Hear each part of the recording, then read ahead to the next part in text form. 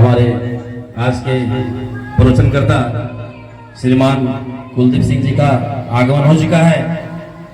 नियमबद्ध हम कार्यक्रम करेंगे। अभी शुरुआत में मंत्रोच्चारण के साथ हमारे मुख्य यजमान का तिलक चंदन और आरती के साथ माल्यार्पण होगी। तो अब मंत्रोच्चारण।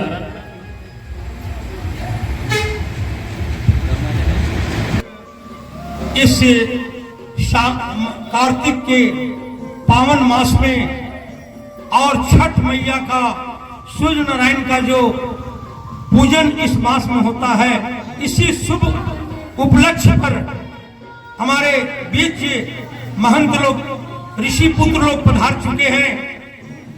इनका तिलक चंदन के साथ आज कार्यक्रम इनके मुखारबिंद से होगा। अब यहाँ से प्रारंभ होती है, इनके वेद की पूजन होगा, उसके बाद तिलक चंदन का कार्यक्रम होगा। धन्यवाद।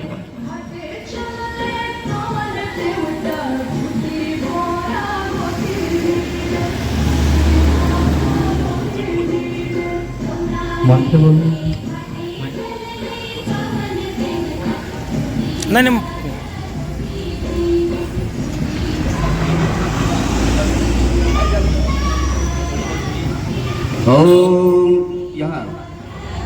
ओम हरिं हस्तौ वृक्षालयेद हर्षकेशाय गोविन्देन ध्यानं ओम इदं शुर्वेद क्रमेद्रे धारणि दधे पदं समुषः भागं सुरेश्वा। हाथ में अक्षत पुष्प लेकर के भगवान विष्णुदेव का ध्यान करिए। ओम हरिं मेघानाद घटा घटा घट घटा घटा घटा घुंघटा मण्डुकश्यवको भगवको वागे वको वो वको शान्ताकारं भुजगशयनं पद्मनाभं सुरेशं विश्वाधारं गगनसदृशं मेघवर्णं शुभांगं श्रीलक्ष्मीकान्तं कमलनयनं योगवृद्धानुगम्यं वन्दे विष्णुभुवे हरणं सर्वलोकैकनाथं। श्रीविष्णवे नमः। ध्याये ध्यानं समर्पयामि। ध्यानार्थीक्षं पुष्पाणि समर्पयामि। चन्दन ओम त्वां गन्धर्वाज खडस्त्वामिन्द्र स्वा बृहस्पति त्वामुखदे सोमो राजा विद्वान् युक्षमादमोच्यतः धूपदीपं ओम चन्द्रमा मनसो जातः चक्षुः श्रियो वजायत श्रोत्राद्वायुष्प्राणाशमुखाद्यग्निरजायत धूपं ग्राह्यामि समर्पयामि प्रत्यक्षदेव दर्शयामि। हस्तौ वृक्षालयतः दे दीजिए उनका हाथ में। आप थोड़ा हाथ धो लीजिए। हस्तौ वृक्षालयेद हर्षकेशाय गोविन्देन ध्यानं कुछ नैवेद्य प्रसाद है क्या? प्रसाद चढ़ाइए।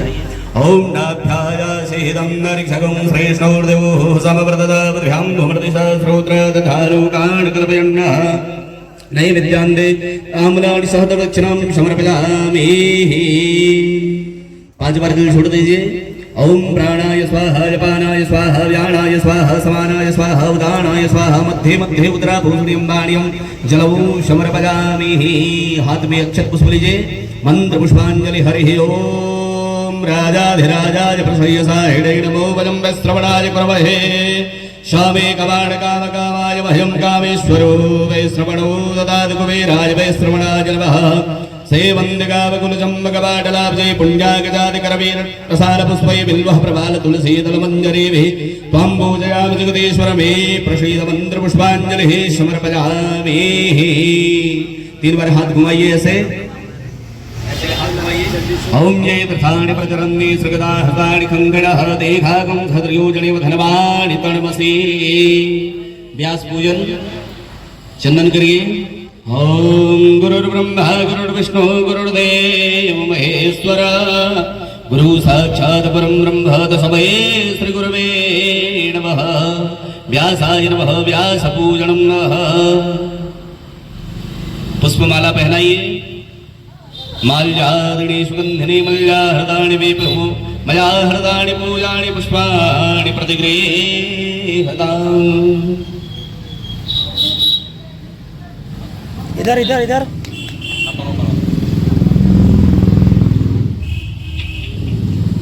पूजन कार्यक्रम हो गई।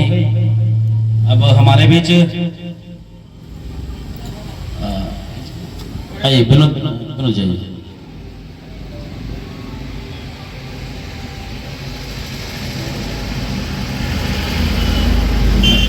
श्रीमान विनोद जी के द्वारा हमारे आर्टिस्ट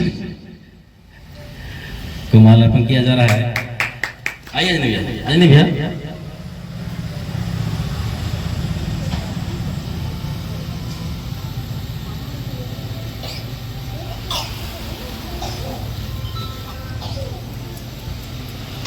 अन्नी प्रसाद साहब के द्वारा बड़े भैया को माल्यार्पण किया जा रहा है।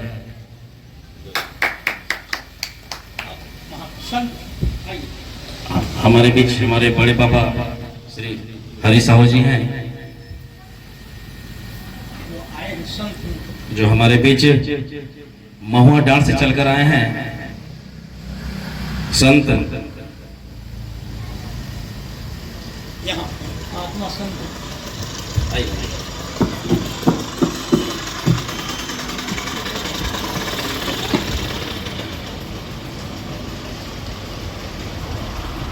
सत्यनारायण बाबा जी हैं, इनको बांसुरी बाबा भी कहा जाता है।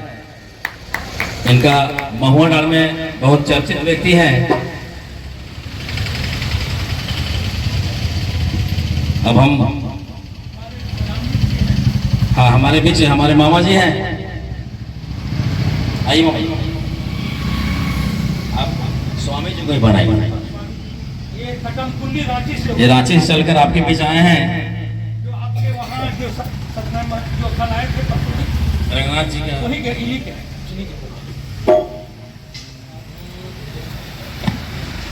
तिलक करा देंगे सब कुछ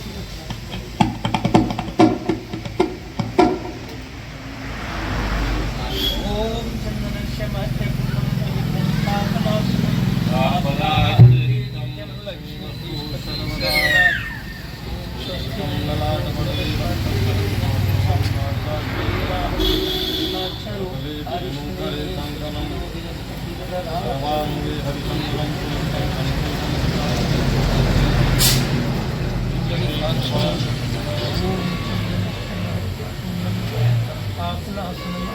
आप नाम हरि नित्यम लक्ष्मी सर्वदा। ओम मंगलम भगवान विष्णु मंगलम जमोध्वज मंगलम अंगिकाक्षी हरि।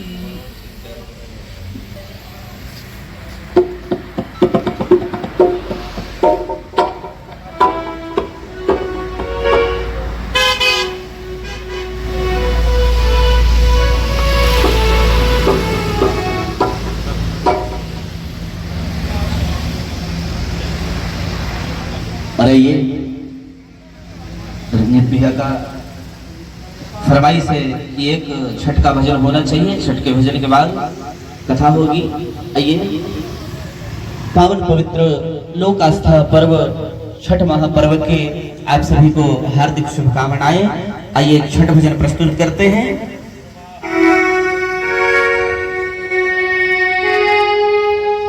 छठी मई के घाट जमी बाजमी बाज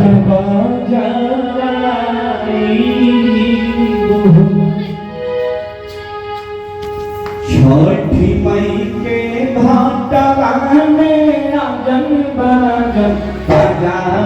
बाजन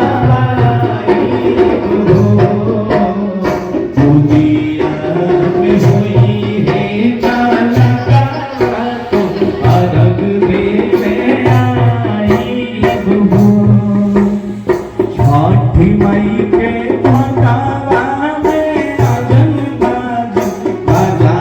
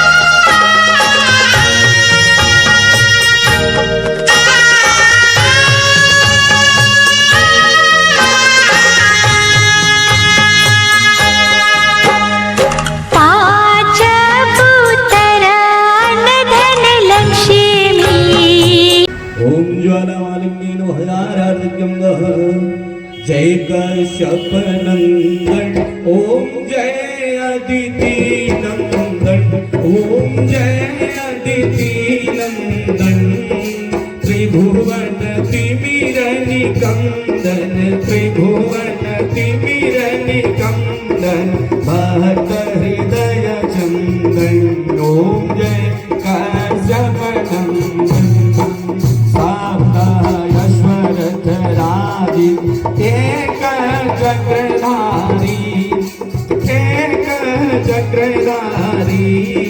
दुखहारी सुखकारी दुखहारी सुखकारी मानस बलहारी ओम जय कश्यप नंदन सुर मुनि भूषुर वंदिता विमल विभवशाली स्वामी विभवशाली अधदल दलन दिवाकर अधदल दिवाकर निज किरण मानी ओम जय कश्यप नंदन सकल सुकर्म प्रसविता सविता शुभकारी स्वामी सविता शुभकारी विश्व विलोचन मोचन विश्व विलोचन मोचन भगवान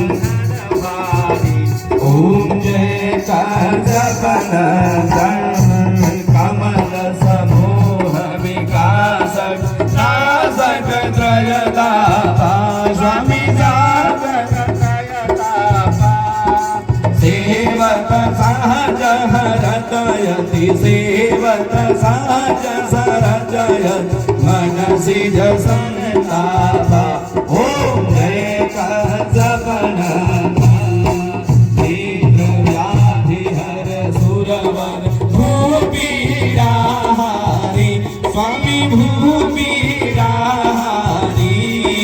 दृष्टि विमोचन संगत दृष्टि विमोचन संगत परहित व्रतधारी ओम जय कश्यप नंदन सूर्य देव करुणाकर अब करुणा की जय प्रभु जी अब करुणा की जय स्वामी जी अब करुणा की जय कश्यप जी अब करुणा की जय हरया ज्ञान मोह हरया ज्ञान मोह सब तत्व ज्ञान दीजय ओम जय कश्यप नंदन ओम जय कश्यप नंदन स्वामी जय अदिति नंदन स्वामी जय अदिति नंदन त्रिभुवन तिमिर निकंदन त्रिभुवन तिमिर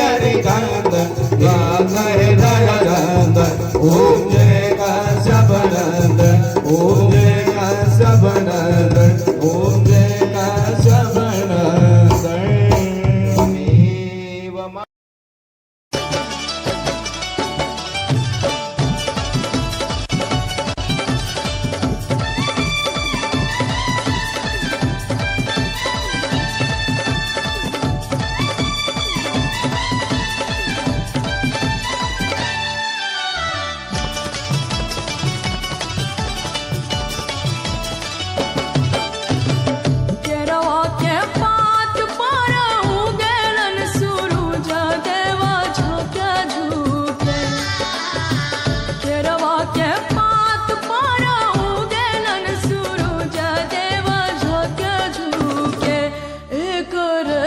छठ बरतिया से झाके झूके करेलू छठ बरतिया से झाके झूके केरवा के पात पर उगेलन सूरज देवा झाके झूके केरवा के पात पर उगेलन सूरज देवा झाके झूके करेलू छठ बरतिया से झाके झूके करेलू छठ बरतिया से झाके झूके करेलू छठ बरतिया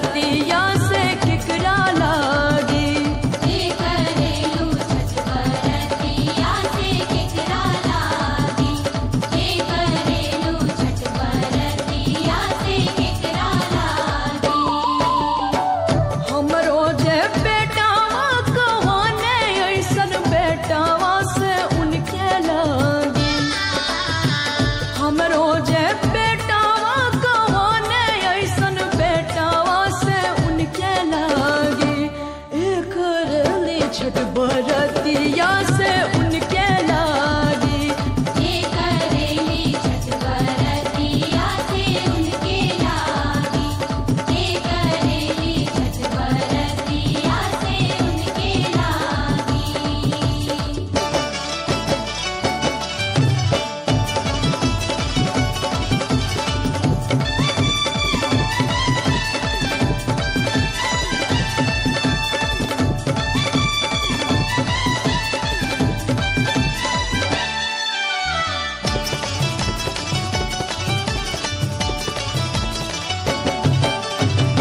नारियर के पात पर उगेलन सूरज देवा केकरा लागी। नारियर के पात पर उगेलन सूरज देवा केकरा लागी। करलो छठ बरतिया से केकरा लागी। ये करेलू छठ बरतिया से केकरा लागी। ये करेलू छठ बरतिया से केकरा लागी। हमरो जे स्वामी कहोने ऐसन स्वामी से उनके लागी। हमरो जे स्वामी कहोने ऐसन स्वामी से उनके लागी। करल छठ बरतिया से उनके लागी।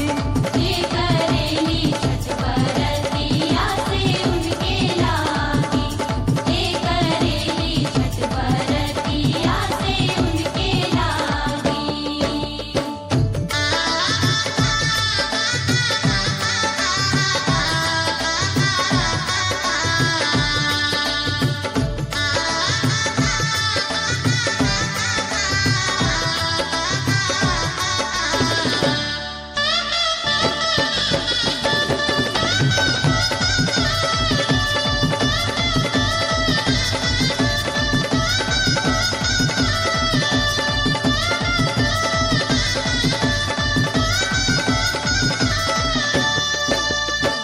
हम तो से पूछी बरतिया ये बरतिया से केकरा लागी।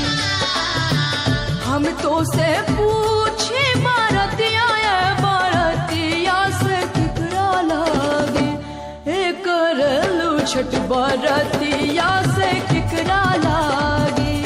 ये करेलू छठ बरतिया से केकरा लागी। ये करेलू छठ बरतिया से केकरा लागी। हमरो जे बेटी कहोना ऐसन बेटिया से उनके लागी। हमरो जे बेटी कहोने ऐसन बेटी से उनके लागी। करल छठ बरतिया से उनके लागी। ये करेली छठ बरतिया से उनके लागी। ये करेली छठ बरतिया से उनके लागी।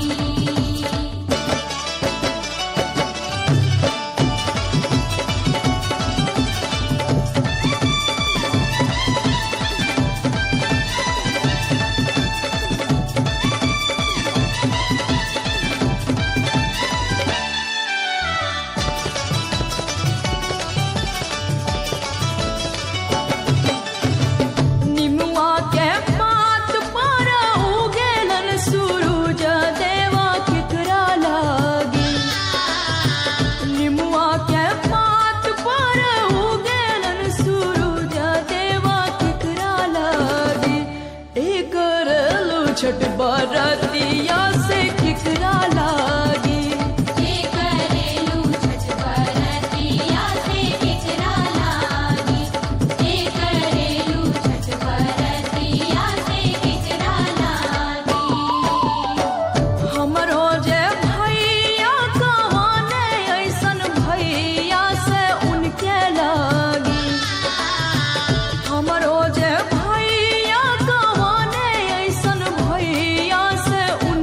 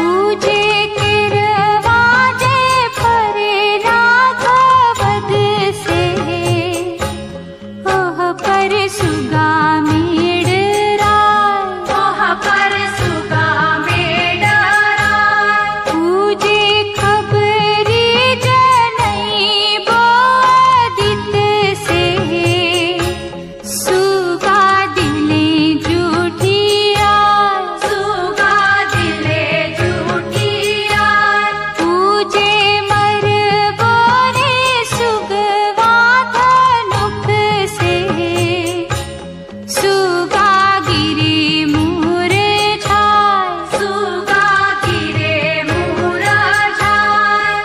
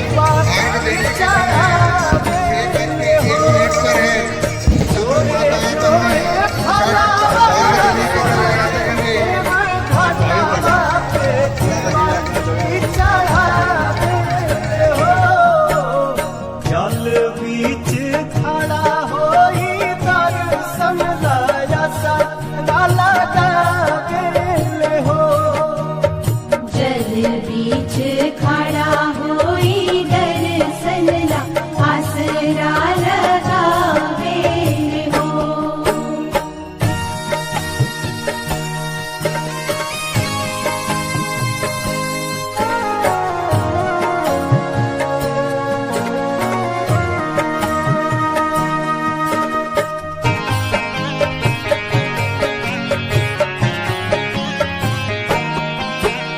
शीतली बेअरिया शीतल तुझे पनिया कब देव देवता तू आके दर्शनिया।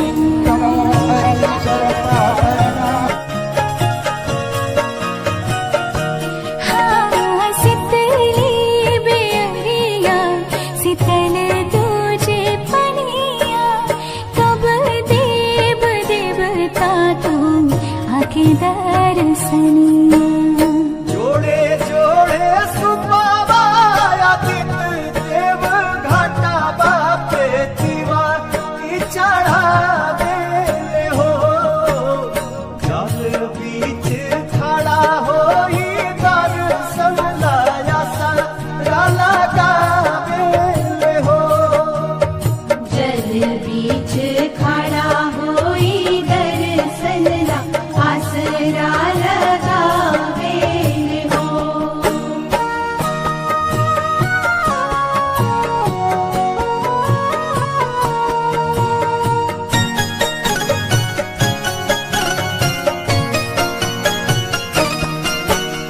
भूखली शरीरिया सजल सुभे मनवा पुरुबे लागल बड़ुए सबके धियनवा।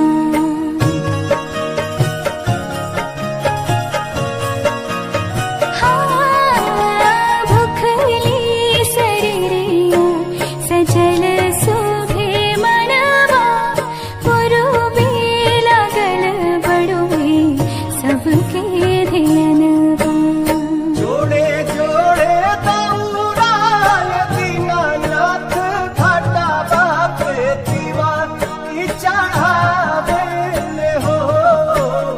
जल बीच खड़ा होई दर्शन लाया सारा लगावे हो। जल बीच खड़ा होई दर्शन ला आसरा लगावे हो।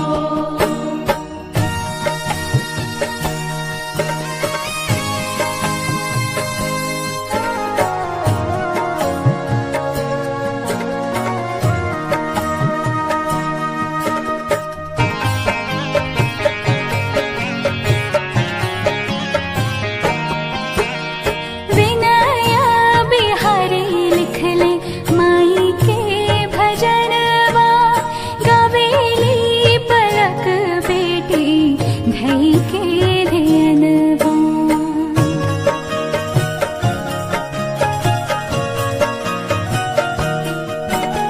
विनया बिहारी लिखले माई के भजनवा गवेली पलक बेटी धई के धियनवा।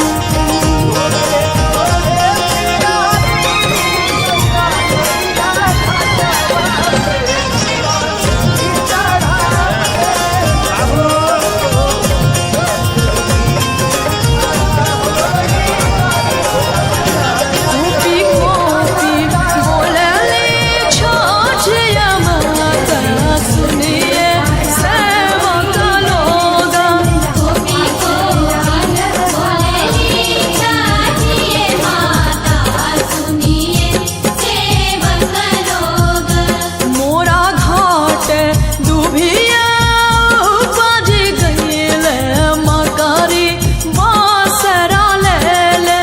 मोरा घाटे दुभिया उपज गईले मकरी बासरा लेले।